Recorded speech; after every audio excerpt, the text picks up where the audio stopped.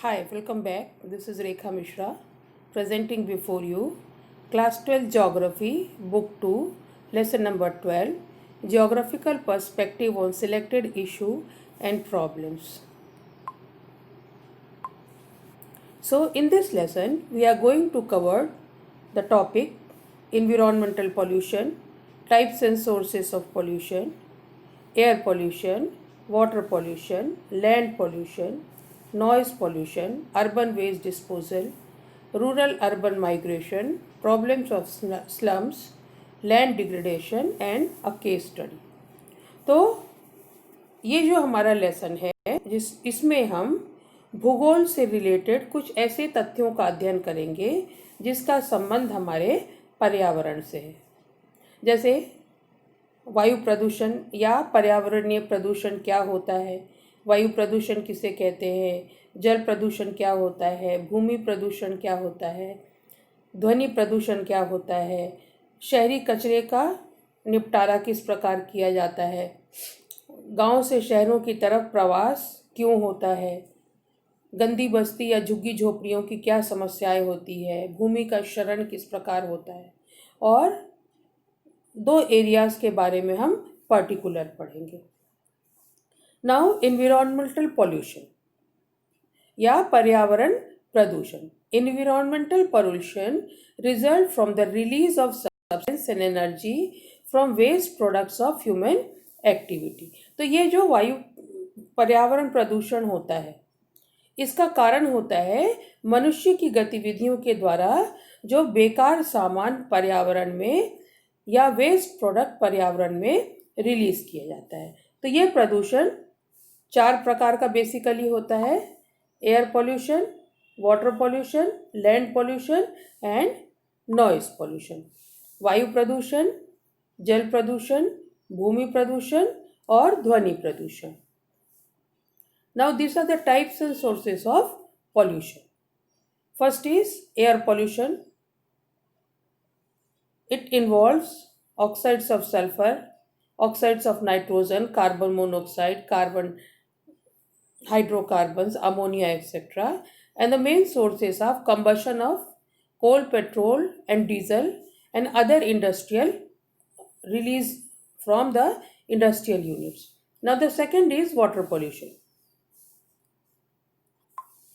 So, water pollution refers to the dissolved suspended solids and liquids in the water bodies, like ammonia, liquid ammonia, urea, chloride, fluoride, other suspended particles. Then the waste release in the water bodies from industries and households, etc. And the sources is sewage disposal, urban runoff, toxic effluents from industries, runoff from agriculture and other lands. The third is land pollution, yeah, bhumi pradushan. This is the because human and human excreta virus and bacteria are thrown on the land. So the source is improper human activities, disposal of untreated industrial waste, and pesticides and fertilizers used in industries. And the last is noise pollution. It refers to the high level of noise above the tolerance level, and it is generated through the sounds of aircrafts, automobiles, and other industrial units. Now, the first topic is water pollution.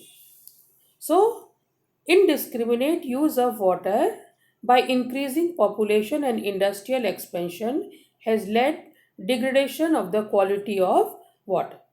मतलब जो बड़ी तेजी से हमारा आर्थिक विकास हुआ, औद्योगिक विकास हुआ, भूमि का क्षरण हुआ, इसके कारण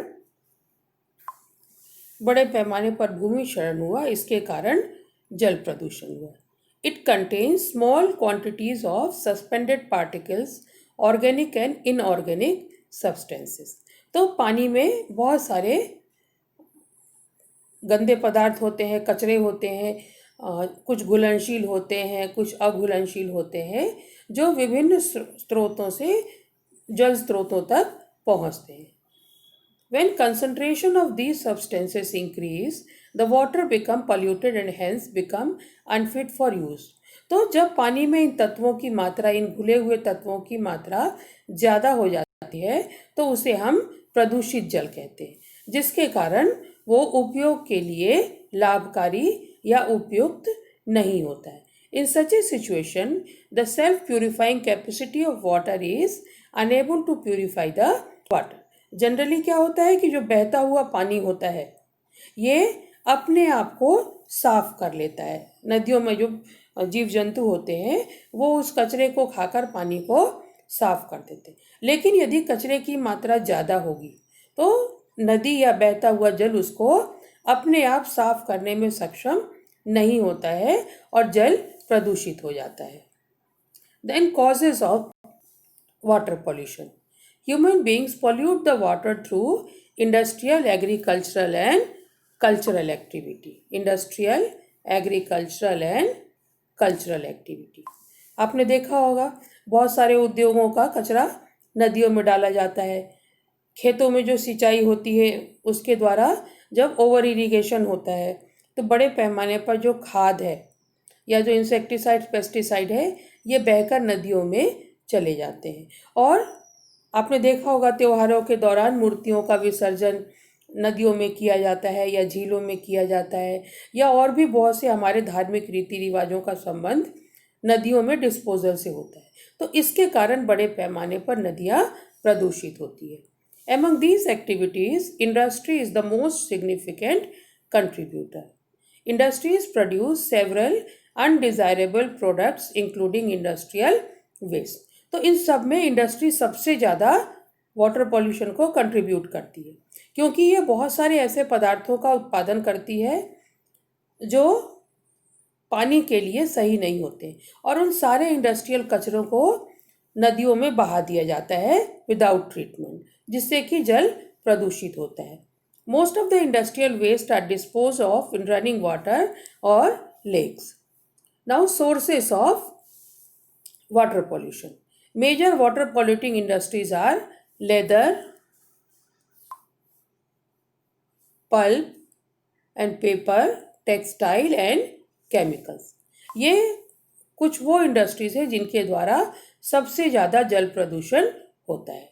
Various types of chemicals used in modern agriculture, such as inorganic fertilizers, pesticides, and herbicides, are also pollution generating components. These chemicals also infiltrate the soil to reach the groundwater. तो ये जो chemicals use होते हैं, ऐसा नहीं कि ये सिर्फ सरफेस वाटर को प्रदूषित करते हैं या स्तरीय जल को या सतही जल को प्रदूषित करते हैं. ये पानी के अंदर या जमीन घुले हुए जो पेस्टिसाइड्स होते हैं ये जमीन के अंदर रिसकर अंडरग्राउंड वाटर या भूमिगत जल को भी प्रदूषित करते हैं. In India almost all surface water sources are contaminated and unfit for human consumption. Water pollution is a source of various waterborne diseases like diarrhea, intestinal worms and hepatitis.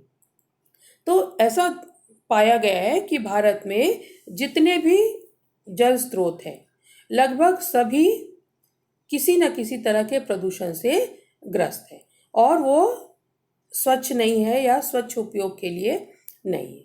अब इस प्रदूषित पानी का उपयोग जब हाउस होल्ड में किया जाता है तो इसके कारण बहुत सी पानी से उत्पन्न होने वाली बीमारियां जैसे डायरिया है, हेपेटाइटिस वगैरह पैदा होती है.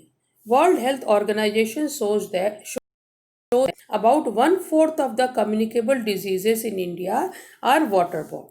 तो WHO के रिपोर्ट्स में पाया गया है कि भारत में 1/4 जो डिजीज है कम्युनिकेबल ये पानी से उत्पन्न होती है.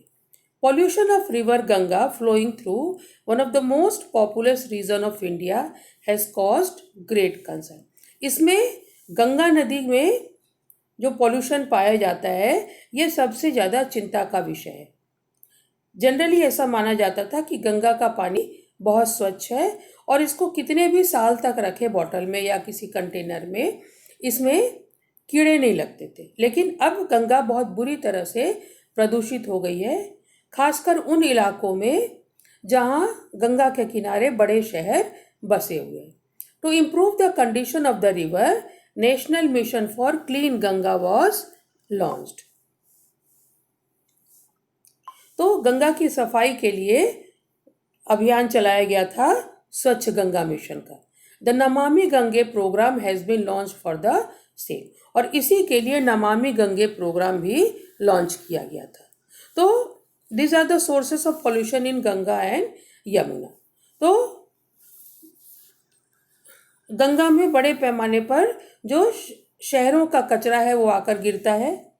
इसके साथ ही साथ गंगा किनारे जो शहर बसे हैं उनमें स्थापित औद्योगिक इकाइयों के द्वारा गंगा प्रदूषित होती है। और मेन जो शहर गंगा को प्रदूषित करते हैं उनमें कानपुर, इलाहाबाद, वाराणसी, पटना और कोलकाता, ये कुछ ऐसे शहर हैं जो गंगा को बहुत ज़्यादा प्रदूषित करते हैं। इसी तरह से दूसरी हमारी सबसे प्रमुख नदी है यमुना। ये भी बड़े पैमाने पर उद्योगों के द्वारा और कृषि के द्वारा प्रदूषित हुई है। इसमें सबसे ज़्यादा प्रदूषण यमुना क्या, दिल्ली में जो कचरा निकलता है उसके डंप करने या उसके फेंकने के कारण होता है। Then second is air pollution या वायु प्रदूषण। Air pollution means addition of contaminants like dust, fumes, gas, fog and odor. तो वायु में जब धूल, धुआं, गैस, कचरा, बदबू, इस तरह की कोई भी चीज़ मिलती है तो उसे हम एयर पॉल्यूशन कहते हैं। Increase in emission of toxic gases into the atmosphere results in the pollution of air. Combustion of fossil fuel, mining, industries, these are the three major source of air pollution. They release oxides of sulfur and nitrogen, hydrocarbons, carbon dioxide, carbon monoxide, lead and asbestos. Then effect of air pollution. Air pollution causes various disease related to respiratory, nervous and circulatory system. The smoky fog over cities called the urban smog is caused by atmospheric pollution. Air pollution also cause acid rain. तो वायु प्रदूषण जो है ये विभिन्न प्रकार की श्वास जनित या नर्वस सिस्टम या सर्कुलेटरी सिस्टम से रिलेटेड बीमारियां उत्पन्न करता है।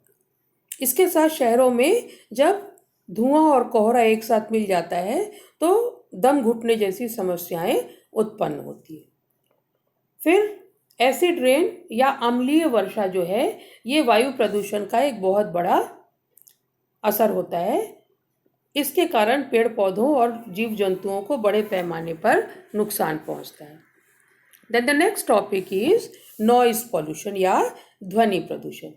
Noise pollution refers to the state of unbearable and uncomfortable noise to human beings which is caused by noise from different sources.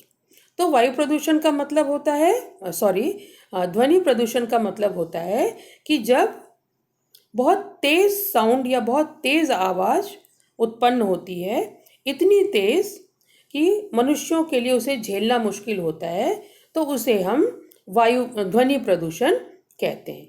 The main source of noise pollution are various factories, mechanized construction, demolition work, automobiles and aircraft.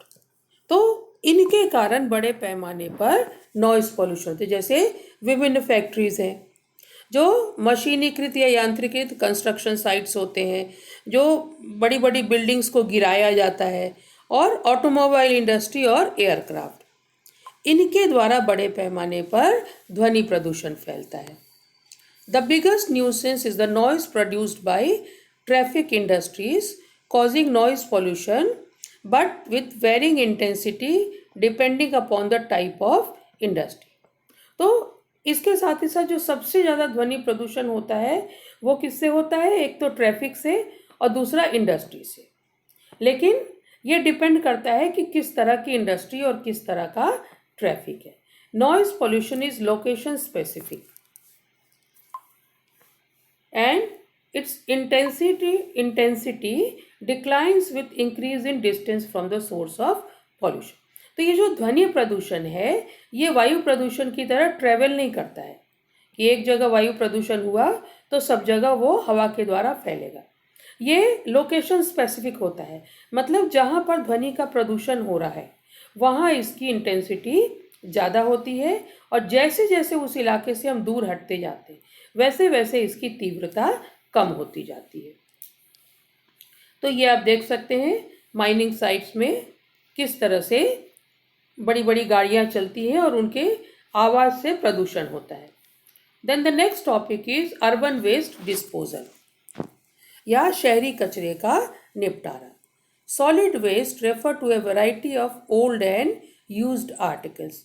These discarded materials are also termed as refuse, garbage, and rubbish. The two sources of urban waste are household or domestic establishment and industrial or commercial establishment. तो जो दो मुख्य source हैं शहरी कचरे के, एक तो घरों से निकला हुआ ठोस कचरा और दूसरा उद्योगों और औद्योगिक प्रतिष्ठानों से निकला हुआ कचरा।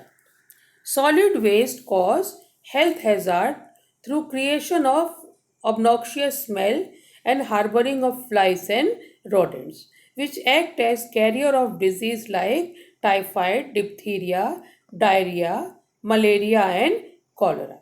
तो ये जो कचरा होता है ये शहरों में कहीं डंप कर दिया जाता है, फेंक दिया जाता है एक जगह, तो उसके कारण बड़े पैमाने पर बदबू फैलती है।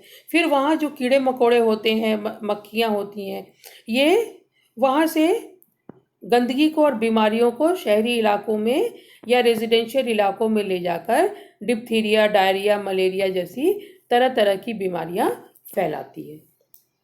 The dumping of industrial waste into rivers lead to water pollution. तो जब हम इस इंडस्ट्रियल वेस्ट को या शहरी औद्योगिक कचरे को नदियों में फेंकते हैं तो वो जल प्रदूषित करता है। This can be used as resource and utilized for generating energy. This waste should be treated and compost. तो ये जो शहरी कचरा है इसको हम यूं ही फेंकने की बजाय यदि इसका उपयोग इलेक्ट्रिसिटी जनरेट करने में या खाद जनरेट करने में करते हैं तो ये हमारे लिए ज़्यादा लाभदायक होगा। तो इस सफाई के लिए सरकार ने स्वच्छ भारत मिशन चलाया है जिसके तहत हर इलाका अपने इलाके को साफ करने के लिए जागरूकता उत्पन्न करता है। Then the next topic is rural urban migration, ग्रामीण शहरी प्रवास। In India population in cities is rapidly increasing due to low opportunities in smaller and medium cities. The poor people generally bypass these small cities and directly come to the mega cities for their livelihood. हमारे यहाँ क्या है, जो गांव है उनमें सुविधाएं कम है, शहरों में सुविधाएं ज़्यादा होती है। तो इस कारण से बड़े पैमाने पर लोग गांव से या छोटे शहरों से बड़े शहरों में आकर बसने लगते हैं। अब इस बसने के कारण क्या होता है कि जब वो आते हैं तो उनको रहने की जगह चाहिए, तो इस कारण से गांव में झुग्गी झोपड़ियों का या स्लम्स का विकास होता है। So the next topic is problems of slums. Urban centres in India are more differentiated in terms of the socio economic, politico cultural and other indicators of development than any other areas. The slums, jhuggi jhopdi clusters and colonies of shanty structures are inhabited by those peoples who were forced to migrate from rural areas to these urban centers in search of livelihood but could not afford proper housing due to high rent and high cost of land. तो ये जो झुग्गी झोपड़ियाँ या जो इस तरह की गंदी बस्तियाँ होती हैं जिनको हम स्लम्स कहते हैं, ये शहरों में उन लोगों के द्वारा बसाई जाती है जो गांव से शहर में रोजी रोटी या काम की तलाश में आए थे, लेकिन उनको रहने के लिए कोई अच्छी जगह नहीं मिली। कारण क्या था कि ज़मीन का किराया ज़्यादा है या मकान का किराया ज़्यादा है, तो उनके लिए इसको देना संभव नहीं होता तो वो कहीं भी खाली पड़ी जगह में झोपड़ी वगैरह बनाकर या इस तरह के स्ट्रक्चर्स बनाकर रहना शुरू करते हैं। Slums are residential areas of the least choice, dilapidated houses, poor hygiene condition, poor ventilation and lack of basic amenity। जो स्लम्स जो होते हैं ये लोगों की चॉइस नहीं होती है, मजबूरी में वहाँ रहते हैं। वहाँ हाइजीनिक कंडीशन नहीं होती है, प्रॉपर वेंटिलेशन घरों में नहीं होता है, छोटे छोटे घर होते हैं, बेसिक फैसिलिटीज़ बिल्कुल भी नहीं होती है। Slum population works in low paid, high risk prone, unorganise sector of the urban economy. तो ये जो लोग हैं ये काम कहाँ करते हैं? तो ऐसी जगहों में जहाँ वेतन कम मिलता है, रिस्क ज़्यादा होता है काम करने का, और जो प्राइवेट या अनऑर्गेनाइज सेक्टर है उसमें ये स्लम ड्वेलर्स काम करते हैं। The poverty makes them vulnerable to drug abuse, alcoholism, crime, vandalism, escapism, apathy and social exclusion. तो अब चूंकि वो स्लम्स में रहते हैं, गरीब रहते हैं, तो बहुत सारी सामाजिक कुप्रथाओं के शिकार हो जाते हैं और उन पर बहुत सारी आपराधिक प्रवृत्तियां या सामाजिक एक्सक्लूशन उनको झेलना पड़ता है। Then the next topic is land degradation या भूमि क्षरण। The pressure on agricultural land increases soil erosion, waterlogging, salinization and alkalinization of land leads to land degradation. There are two processes that induce land degradation. These are natural and created by human being. तो जो भूमि क्षरण होता है इसके कारण भूमि की उर्वरता समाप्त हो जाती है, भूमि में अपरदन होने लगता है। इसके जो कारण होते हैं वो कहीं पानी का जमाव होना या भूमि का नमकीन हो जाना या अल्कलाइन हो जाने के कारण भूमि कृषि योग्य नहीं रहती। ये दो तरीके से होता है, एक नेचुरल तरीका होता है और दूसरा मनुष्यों के द्वारा उत्पन्न किया होता है। अब बहुत से ऐसे इलाके हैं जो इन समस्याओं से ग्रसित होते हैं। इनमें एक इलाका है Jhabua district. Jhabua district is located in the western most agroclimatic zone in the Madhya Pradesh. It is characterized by high concentration of tribal population, mostly of Bhil. तो ये जो इलाका है ये झाबुआ डिस्ट्रिक्ट है। ये एक ऐसा इलाका है जहाँ बड़े पैमाने पर भील आदिवासी जनता रहती थी और बड़े पैमाने पर भूमि का क्षरण होता था।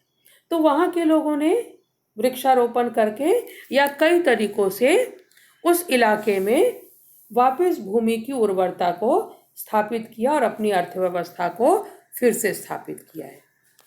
आज के लिए इतना ही। उम्मीद है आपको लेसन पसंद आया होगा। बहुत बहुत धन्यवाद।